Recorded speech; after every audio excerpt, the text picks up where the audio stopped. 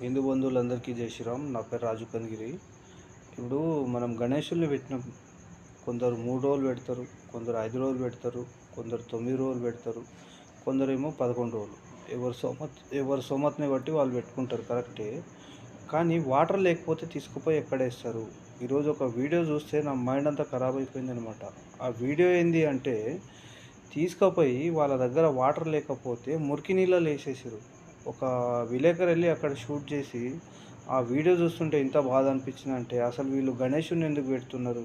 ఈ మురికి నీళ్ళలో పడేయనికేనా? అంటే మీరు పెట్టుకున్న 3 రోజులు, 5 రోజులు, 9 రోజులు పెట్టుకొని మీరు చేసే ఎంజాయ్ చేసినాక పేకాటలాడి అది చేసి అడ్డం వచ్చిన పాటలు పెట్టుకుని డ్యాన్సులు చేసి అవన్నీ చేసి, అంటే ఇదంతా దేనికోసం పెట్టిరు? గణేషులు దేనికోసం పెడుతురు? అది కూడా తెలుస్తలేదు ఇప్పుడు. అంటే ఇది మన తెలంగాణలో కాలేదు, వేరే సైడ్ అయింది. ఏమైందంటే తీసుకుపోయి మురికి నీళ్ళల్లో, ఎక్కడైతే మురికి నీళ్ళు జమ అవుతాయో ఆ మురికి నీళ్ళల్లో రోడ్ల పక్కకు గుంతలల్లో అక్కడ ఇక్కడ తీసుకుపోయి గణేష్లు వేస్తే ఇంత కూడా బాధ అనిపించదా పోయి? అరే మీరు 9 రోజులు పూజలు చేసిరు, 5 రోజులు పూజలు చేసిరో, ఎవరు ఎన్ని రోజులు చేసిరో తెలియదు.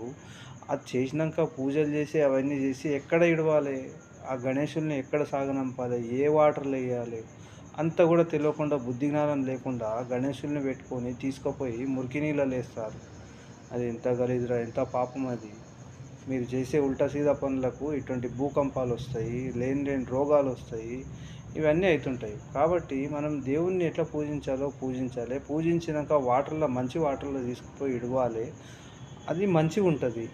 కానీ ఆ వీడియో చూసినాక మాత్రం నాకు చాలా బాధ అనిపించింది. హిందూ బంధువులారా, ఎవరికైనా ఎక్కడైనా వాటర్ ప్రాబ్లం ఏమైనా ఉంటే కొద్దిగా దూరమైనా పర్లేదు కానీ మంచి నీళ్ళలో వేయండి తీసుకుపోయి, లేకపోతే పాపాలు చుట్టుకుంటాయి. ఇంకోటి, మన గణేషుల దగ్గర పెట్టే పాటలు కూడా అడ్డగోలుగా అయిన పాటలు పెడుతురు. అసలు లెక్కలేదు, దాన్ని ఒక ఏం లేదు. చెప్తేనేమో కోపాలు వస్తాయి. నేను మొన్న ఒక వీడియో ప్రూఫ్ పెట్టినా, నేను 3-4 రోజుల కింద. చూసిరో లేదో నాకు తెలియదు.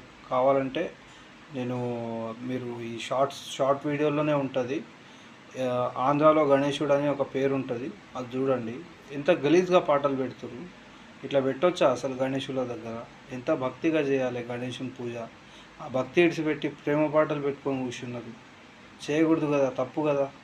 మన గురించి వేరే మతస్థులు ఎంత గలీజ్గా మాట్లాడితే మనకి ఏమనిపిస్తుంది? మంచిగా అనిపించదు కదా.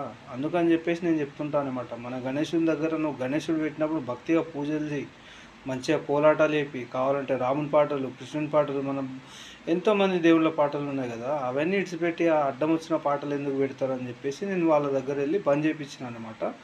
నా ఛానల్లో చూడండి, షార్ట్ వీడియో ఉంటుంది కంపల్సరీ. జై శ్రీరామ్.